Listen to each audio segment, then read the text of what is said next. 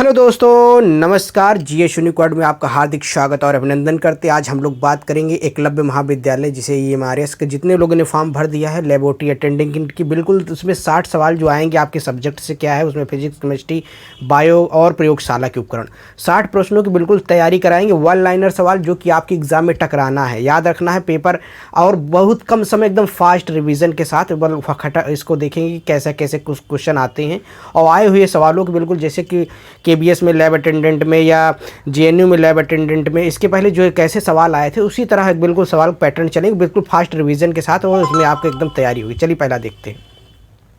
Rocket किस सिद्धांत पर कार्य करता है? रॉकेट किस सिद्धांत पर कार्य करता है? देखिए आया हुआ सवाल है, ये तो संवेग संरक्षण पे, याद रखना किस पे? संवेग संरक्षण के सिद्धांत पर रॉकेट काम करता है। अब आपसे पूछ लिया जाए संवेग संरक्षण क्या होता है तो ये आपको पता है ना। उसके बाद देखिए अश्वशक्ति बराबर होता है, हर एग्जाम में रिपीटेड बार बार पूछा गया सवाल है। एक अश्वशक्ति जिसे हार्स पावर कहते हैं तो ये बराबर इसका क्या हो जाता है? 746 वाट। याद रखना जिसे हार्स पावर बोलते हैं वो कितना होता है? 746 वाट। बिल्कुल आया हुआ सवाल। नेक्स्ट सवाल है आपका, ज्योत तीव्रता का मात्रक है। अभी ये KBS के लेबोरेटरी में आप पेपर उठा के देखिए, आया हुआ सवाल है ज्योत तीव्रता का मात्रक क्या है। तो ज्योत तीव्रता का मात्रक क्या होता है भाई? कड़ला। तो आप हम लोग एकदम फास्ट रिवीजन के देखिए, जो चैनल पहली बार है उसको चैनल को सब्सक्राइब कर लीजिए और लाइक कर दीजिए। हम बिल्कुल 60 क्वेश्चन की तैयारी इस तरह कराएंगे कि आपको मजा आएगा। चलिए देखते हैं। नेक्स्ट है, वर्षा की बूंदें गोल होती हैं। आया हुआ सवाल है पृष्ठ तनाव के कारण। किसके कारण भाई? पृष्ठ तनाव, या इसी को कभी कभी सतही तनाव कहते हैं, याद रखना है, सरफेस टेंशन। दूध से क्रीम निकालने में कौन सा बल कार्य करता है? जैसे दूध में देखिए मथनी से मत्ते हैं, और मट्ठा आप गांव में रहे हैं तो देखिए मट्ठा से मत्ते उससे क्रीम निकालते हैं, तो अपकेंद्रीय पद जिसे कहते हैं सेंट्रीफ्यूगल फोर्स। फिर श्यानता की इकाई है, मतलब कि जिसे कहते हैं विस्कोसिटी की यूनिट क्या है? तो पॉइज क्या होती है भाई? पॉइज, याद रखना है। विस्कोसिटी किस में होती है? द्रव में होती है। जो पानी में द्रव रहता है उनके लेयरों के बीच क्या होता है? जो सरफेस जो फ्रिक्शन फोर्स लगता है उसे हम क्या कहते हैं? विस्कोसिटी कहते हैं, याद रखना है। वर्षा की बूंदें बार बार, इतना most important, very very important करिए। देखिए आपके सवाल कहीं ना कहीं टकराएंगे। आप अगर इस चीज़ की तैयारी कर लेते तो आपको बिल्कुल कह रहे हैं कि 60 क्वेश्चन में से 100% है नहीं कह सकते, फिर भी 90% सवाल आपको यहाँ से मिल सकते हैं और बिल्कुल फास्ट रिवीजन है। इसलिए आप चैनल को सब्सक्राइब कर लीजिए और लाइक कर दीजिए, अपने दोस्तों में भी शेयर कर दीजिए।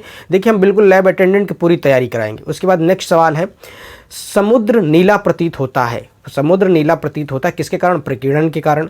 दूसरा सवाल है, AC को DC में परिवर्तित करने वाली युक्ति कौन सी है? कितनी बार पूछा गया है। आप रेलवे के पेपर उठा के देखिए, कहीं कभी देखिए, अगर साइंस का इतना फेवरेट सवाल है AC को DC में, क्योंकि आपके सवाल ऐसे ही आने हैं, क्योंकि लैब अटेंडेंट में तो आप लैब अटेंडेंट में रहेंगे तो AC को DC में कन्वर्ट करने के लिए किस युक्ति का यूज करते हैं आपको बताना रहेगा बच्चों को, है ना।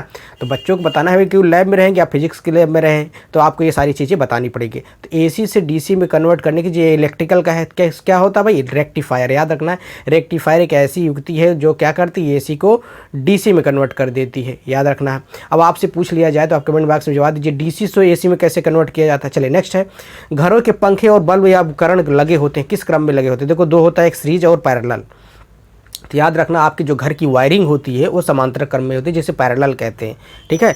अब आपसे इसमें सवाल पूछा जाएगा कि 3 ओम के रेजिस्टेंस सीरीज में लगे हैं, पैरेलल में लगे हैं, तो उसका ओवरऑल रेजिस्टेंस कितना होगा? आप इसको बाद कमेंट बॉक्स में जवाब दीजिएगा। इसका ओवरऑल रेजिस्टेंस, जैसे 3 थी रेजिस्टेंस हमने जोड़ दिया, 2 ओम, 4 ओम, 6 ओम, तो ये सीरीज में इसका क्या हो जाएगा, और पैरेलल में लगे होंगे तो क्या हो जाएगा, याद रखना है। इसीलिए आपके घर के जो बल्ब, पंखे और वो उपकरण जो लगे होते हैं ये सब किस में लगे होते हैं? समांतर क्रम में। या कभी क्वेश्चन ऐसे पूछा जाएगा कि आपके घर की वायरिंग जो होती है किस क्रम में होती है? पैरेलल में, ठीक है। नेक्स्ट सवाल है आपका, धूप में चश्मे की क्षमता कितनी होती है? जो धूप में चश्मे की क्षमता कितनी होती है याद रखना है। जो लेंस होता है उसकी क्षमता 0 डायोप्टर है, यहाँ लिखा है तो डायोप्टर होती है, याद रखना है 0 डायोप्टर। आप कहते हैं जहाँ धूप में चश्मे की क्षमता क्या हो जाती है? 0 डायोप्टर।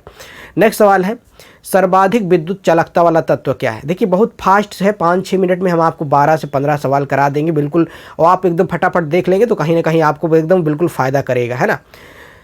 सर्वाधिक विद्युत चालकता वाला तत्व कौन सा है? सर्वाधिक विद्युत चालकता वाला तत्व कौन सा है? चांदी, याद रखना है। चांदी में बहुत ज़्यादा, जिसे कहते हैं good conductor of electricity, good conductor of electricity, तो क्या होता है? चांदी। और इसका कभी कभी फार्मूला पूछ लेता है तो क्या होता है? AG मतलब चांदी। लास्ट सवाल है इस सेशन का, प्राथमिक रंग होता है प्राइमरी, जिसे प्राइमरी कलर कहते हैं। इसी 3 कलर से मिलकर सारे कलर का निर्माण होता है। तो प्राइमरी कलर क्या होता है बताइए? तो प्राइमरी रंग होता है लाल, हरा और नीला। देखिए अगर वीडियो पसंद आता है तो आप चैनल को लाइक कर लीजिए और सब्सक्राइब कर लीजिए। हम मिलेंगे बिल्कुल एकदम फास्ट रिवीजन के साथ। 5 मिनट में हम आपको 12-12 सवाल करा के 60 क्वेश्चन के बिल्कुल